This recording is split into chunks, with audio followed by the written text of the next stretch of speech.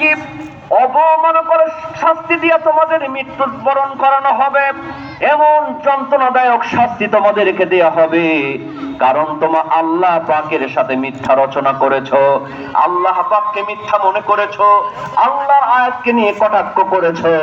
এজন্য এমন শাস্তি তোমাদেরকে দেয়া হবে, সেই শাস্তি দুনিয়ার কোনো শাস্তির সাথে মিলবে না। আমার ভাইয়েরা বলেন তো, মৃত্যুর শাস্তি আছে না নাই? জোরে বলেন, আছে না নাই? আজকে আমরা অনেকেই মৃত্যুকে ভুলে গিয়েছি। ও মুসলমান, আল্লাহ পাক সাবধান করে দিলেন, আল্লাহকে যদি তোমরা অস্বীকার করো, আল্লাহকে যদি অবজ্ঞা করো, আল্লাহর আয়াতকে যদি তোমরা অস্বীকার করো, তোমাদের মৃত্যু সাধারণ মৃত্যু হবে না, তোমাদের মৃত্যু হবে ভয়ানক মৃত্যু। এখন বলেন তো মুসলমান, আমরা যারা ঈমানদার দাবি করি,